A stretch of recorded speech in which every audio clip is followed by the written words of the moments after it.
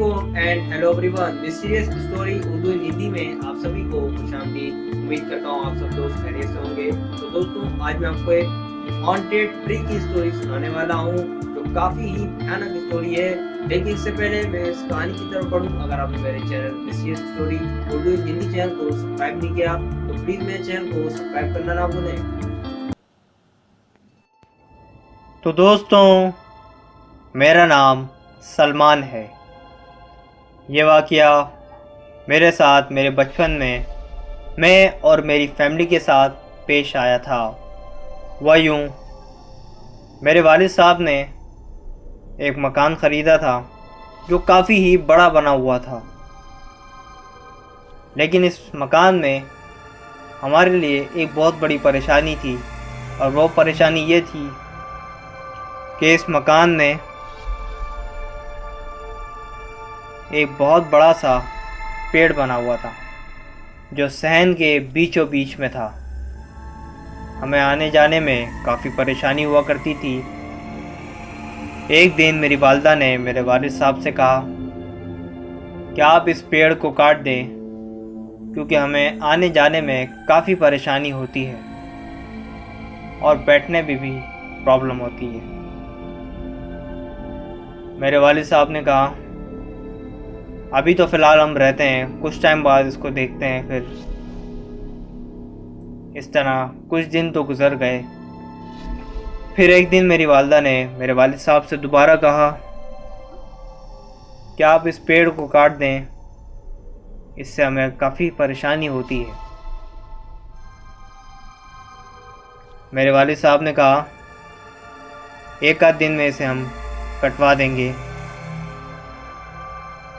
एक दो दिन बाद मेरे वालिद साहब कुछ मज़दूर लेकर आए और इस पेड़ को कटवा दिया।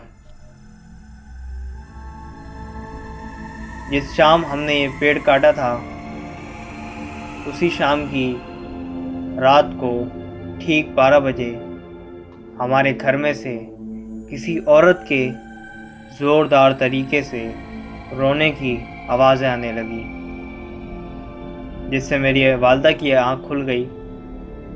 उन्होंने तमाम घर वालों को देखा तो वो सब सो रहे थे। उन्होंने सोचा कि हमारे घर में इतनी रात को कौन रो रहा है। उन्होंने कमरे के दरवाजे से जो छोटा सा सुराख बना हुआ था, वहाँ से झांक कर सहन की तरफ देखा तो देखकर हैरान रह गईं।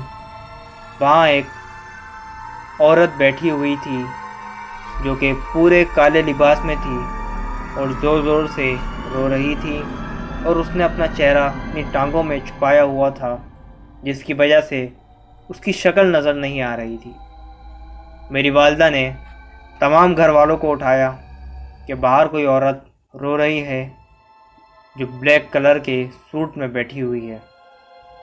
तमाम लोगों ने बारी बारी उस सुराख में से झांक कर देखा तो वाकई सहन में एक औरत बैठी हुई थी।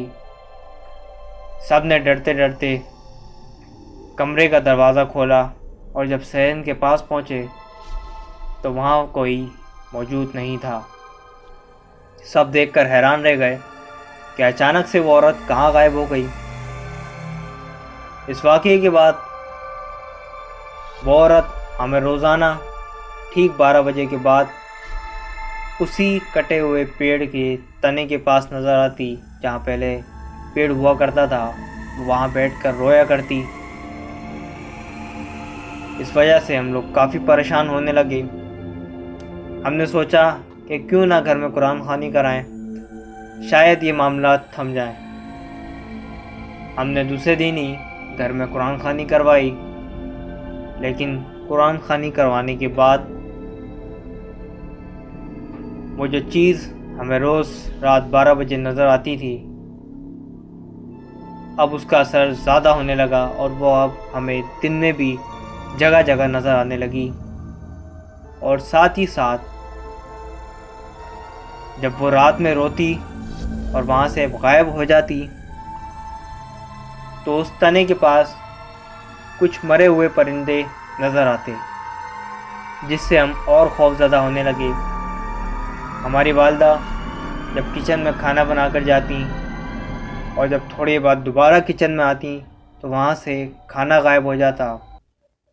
घर में कीमती चीज़ें अचानक से गायब होने लगीं, या फिर कभी कीमती चीज़ों का वो हाल होता कि वो नाकाबिल इस्तेमाल होती।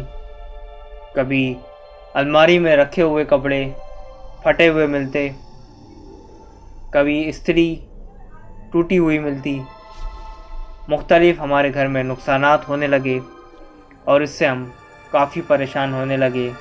और साथ ही साथ रात में उस कटे हुए तने के पास मरे हुए परिंदों की तादाद भी बढ़ने लगी।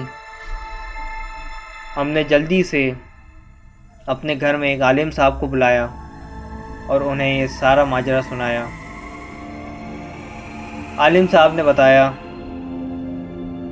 कि जिस पेड़ को तुमने काटा है, इस पेड़ पर उस चुड़ैल का पूरा ख़ानदान आबाद था जिसे तुम लोगों ने बेघर कर दिया है। जितनी जल्दी हो सके इस मकान को तुम खाली कर दो, वरना 40 दिन अगर पूरे हो गए तो वो तुम्हें जानी नुकसान भी पहुंचा सकती है। बस ये सुनना था कि हमने जल्दी से दूसरा मकान ढूंढना शुरू किया और बिल आखिर हमें दूसरा मकान मिल गया। लेकिन जब हम उस मकान में दाखिल होने के लिए अपना सामान पैक करने लगते और जब दूसरे कमरे में अपना सामान और पैक करने जाते तो जहां हमने पहले पैक करके सामान रखा था वो सारा सामान टूटा फूटा मिलता या पैकिंग से बाहर मिलता। वो चुड़ैल चाहती ही नहीं थी कि हम इस मकान से जाएं। बिल आखिर हमने बड़ी कोशिशों से अपना सारा सामान जल्दी जल्दी समेटा और उसे ट्रक में लोड करके 10 ही दिन के अंदर हम दूसरे घर में शिफ्ट हो गए और हमने खुदा का शुक्र अदा किया। अगर आपको मेरी ये हॉन्टेड ट्री की स्टोरी पसंद आई हो तो वीडियो को लाइक करें, शेयर करें, कमेंट करें और मेरे चैनल को सब्सक्राइब भी करें और साथ ही बेल आइकन के बटन को दबाना ना भूलें ताकि मेरी आने वाली वीडियो की आपको अपडेट मिलते रहे। Thanks for watching.